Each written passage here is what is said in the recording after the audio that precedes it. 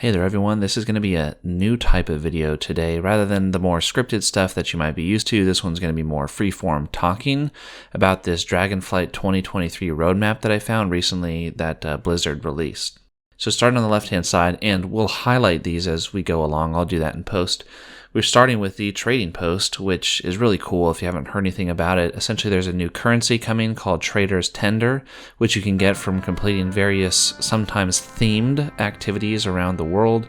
And then you can turn this currency in to these trading post people who will give you unique transmogs, unique mounts, or previously attainable mounts that are no longer attainable, such as the Celestial Steed, for example. Real quick interruption because shameless plugs work on this platform. If you like this type of content, subscribe, like, comment, you know the deal. Alright, back to the video.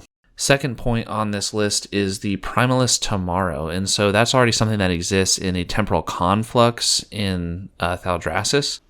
What you'll see is there's a portal there that'll take you to the Primalist Future, which I'm assuming is what this is, the Primalist Tomorrow. I assume they're just going to build this out a little bit more, add some more questing there, maybe some gearing up, and this kind of goes into the rest of Season 2 as well. So the third point is white and gray transmogs, and all this is talking about is the fact that white and gray items, so either common or poor quality items, can now actually add their appearances to your transmog window, whereas previously they wouldn't. So if you got something like a gray mace that looked like a pretty junk item or like a broken sword, you couldn't wear it before, whereas now it allows you, well, you could wear it, but it wouldn't be part of your transmog. Now it'll get added to your transmog menu. So moving on into patch 10.0.7 for spring, first point here is the return to the Forbidden Reach, which if you try to go to the Forbidden Reach right now, you get dismounted and lightning will strike you and kill you until you die. So you can't go back there. The only time you ever see it is when the Draktheirs actually begin there. So I'm assuming this will be a return to the Forbidden Reach and kind of deal with the lore of Season 2, which I'll talk more about when we get to the blue banner here. So next one is Human and Orc Heritage Armor, and I've been asking for this for a while. I play an Orc as my main, and I always thought it was a bummer that they didn't get Heritage Armor, but the Mag'har Orcs did. And some people said, well, basically all Orc armor from, vanilla up through Pandaria had essentially been Orc Heritage Armor, same with humans. So yeah, we already have the Stormwind and Orgrimmar sets, but I would like to see them kind of remade and reimagined, so I'm glad to see this coming. And the last point here is pretty vague, holiday updates. What I really hope this means, even though there's a holiday refresh in next fall, is I really hope this means that they're just going to add some more of the things that they were doing recently, like the fact that some bosses had Santa hats on them, and maybe Valdrakken will be host to some special holiday activities. So talking about the Season 2 blue banner here, patch 10.1, first they're coming out with a new zone. I'm assuming this will kind of be like the Korthia of this zone if we're making Shadowlands comparisons. And then a new raid as well. This is going to be kind of lore related, and I think the lore, from what I'm seeing, is going to go towards Forbidden Reach to find out what Nosdormu wanted to do with the Draktheir. And there's a good chance all the raids will be about that. I'm thinking, and I'll get to this on the Mythic Dungeon Pool, that it's going to have something to do with the Infinite Dragonflight. Then we have a new PvP season, pretty straightforward. This is going to tie into my Professions update, which is 2 bullet points away, so not much to say on here yet. For the Mythic Plus Dungeon Pool, what I'm assuming they're going to do is have Brackenhide Hollow, and what's the other one that we haven't seen? There's one more, Halls of Infusion.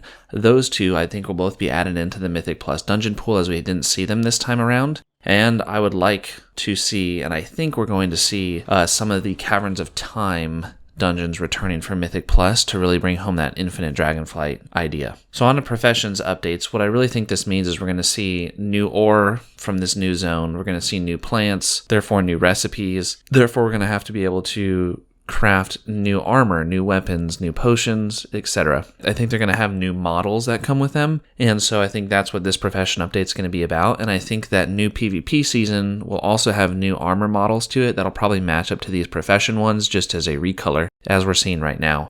Or those PvP models could also take after the new raid, which I'm assuming is going to have a new tier set. And the final one here is just UI improvements, which is really vague, but what I'm really thinking this means is things like the minimap you'll be able to detach from the name of the zone that you're in, because that's frustrating, and just some minor tweaks here and there.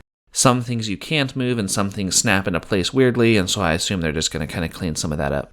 Patch 10.1.5 in the summer touches on a mega dungeon, just as a quick bullet point, which sounds really exciting to me. What I think this is going to be is something very akin to Blackrock Depths or Blackrock Spire, where there are these really sprawling dungeons that had NPCs and quests that you could kind of hang out and do inside the dungeon itself. So I really think they're going to kind of bring back that 10-man dungeon vibe, not have it be an official raid. Second is world events. I assume there's going to be more world events in not only the new zone, but just in the normal Dragon Isles as well, and they might actually, and I'm hoping they'll branch those world events out into the rest of Azeroth.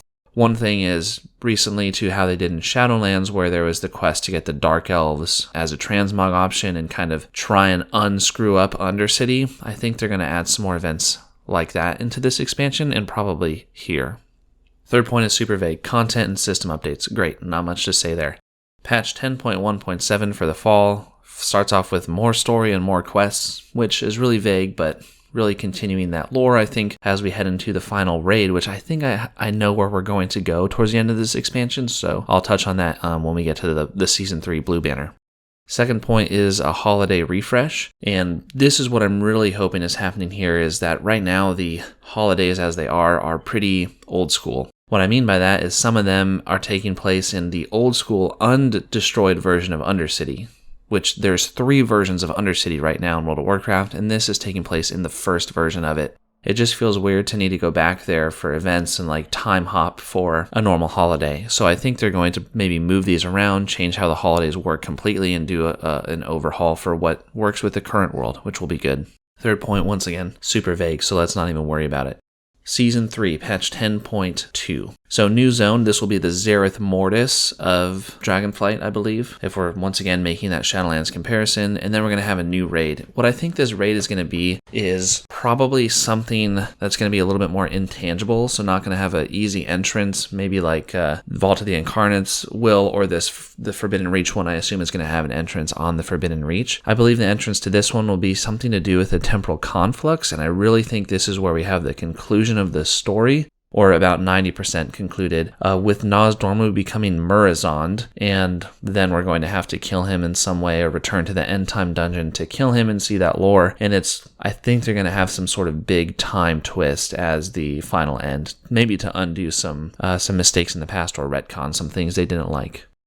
Another new PvP season. I'll say the same things I did about it last time, so I'm not going to cover it here in much detail. Same with the new Mythic Plus dungeon pool. I think they're going to finish out with whatever dungeons didn't get Mythic Plus throughout the new expansion, or if they hit all of them by next season, then they're just going to choose the ones that fans like the most. A couple from Old World, and then I think this one they might do the End Time dungeon, just so they get Murazond as a final boss. And lastly, it just says additional content and features, which is super vague, probably still in development, and they have no idea if they're actually going to release stuff, and that's just extra fluff. So there it is, the entire roadmap of Dragonflight in 2023. I guess it's taken me about 9 minutes to discuss this all. There's going to be a little bit of B-roll in the background, but this video is kind of a different style from my usual one, where it's more unscripted from what you're used to seeing. So if you liked this and want to see more things like this, please let me know. Feel free to like, subscribe, all that fun stuff. Thanks, guys. Take care.